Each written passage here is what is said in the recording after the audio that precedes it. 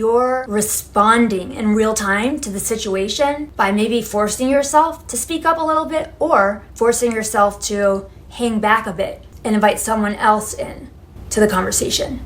Is going to explode your emotional intelligence and your attraction to other people. I'm Susan, a born clairvoyant, a near-death experiencer, and I'm here to remind you that you are your best guru. Today we're going to go into how not to lose yourself and how oftentimes the loudest person in the room is not necessarily the right compass. A lot of times those kind of personalities think they are, but we've got to keep grounded and use our own discernment to actually see if we agree with what they're saying. Nobody outside ourselves should ever be louder than our internal voice. And that's a pretty big challenge because we have a lot of heavy, archetypal even, relationships. This can happen most frequently in romantic relationships. I know in my marriage, I actually felt like I was, and this is an extreme example, but I felt like I was just a proxy, another vote for whatever my husband was standing for. Honestly, he was my compass. And I never asked, well, what do I believe? What do I think of? And it's so easy to want to keep the harmony in a relationship. It's so easy for your heart to take over and be like, we're gonna see things this way because we don't want to see any of that. And it's so easy, especially with women who are like grown up and taught to be accommodating and nurturing without being careful. Our hearts can come to bleed out our boundaries to our partners, and it can happen really slowly. For me, I ended up with no sovereignty. That was of my own doing, but I did not realize it until I was a husk of a being. This can happen a lot with parents. Since I was 2 feet high, I have wanted to be that stupid expression, the apple of my father's eye. And I'm 49 and that feeling has not entirely left me, even though we are diametrically opposite people. And this is kind of a funny example, but when I turned 16, he would literally just grab me and be like, we're going to vote. And I knew nothing about the issues. I simply knew I was there to be another person to vote Republican. Even things like your stance on politics or your religion, it's so often treated like it's an inherited gene when it's actually a choice. But it might not feel that way depending on your family dynamics. Same thing with siblings. I don't have any, but I've always had best friends who have big families. And what I've seen time and again is either the golden child or the black sheep.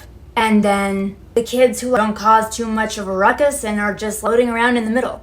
And as we grow up, that can accentuate, especially how it triangulates with your parents. So you could have a really fictitious relationship with your sister. You could be highly competitive, but maybe in secret even, but it still kind of eats at you.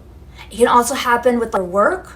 Artists especially, I've read this a lot, and anyone on YouTube. I've read a really healthy way to deal with this is to scrap the most glowing appraisal of your work and the worst of your work. And that would leave you with a little bit healthier of a vantage point to get a sense of where you're at. But I know for myself, I can still confuse volume for certainty. And that is not accurate.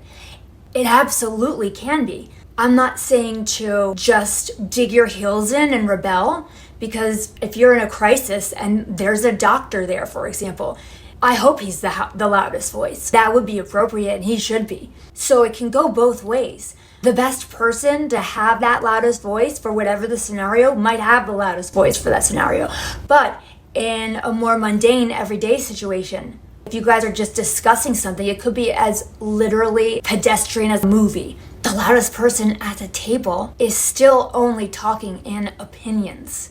They might make it a pain in the ass to get 2 words in, but that facet of their personality does not decrease the value of your thoughts or your worth of being a part of the conversation.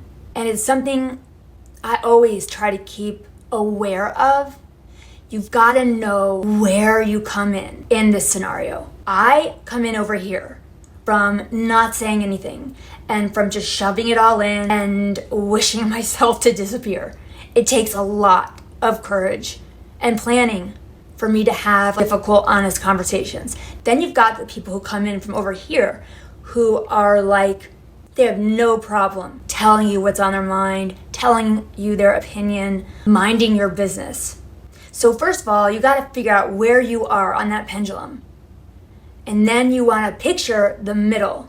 You want to picture being neutral and able to fluidly go lean a little bit or a little bit more this way when the time calls for it. You're responding in real time to the situation by maybe forcing yourself to speak up a little bit or forcing yourself to hang back a bit and invite someone else in to the conversation. Is going to explode your emotional intelligence and your attraction to other people. The other thing to do is you want to look and know the relationships that cause you anxiety or friction or envy, whatever. Know who they are. Know when you're going to see them. And hopefully you'll practice this and it will go easily. I hope this helped. I love you guys. Join my Patreon if you want to talk live.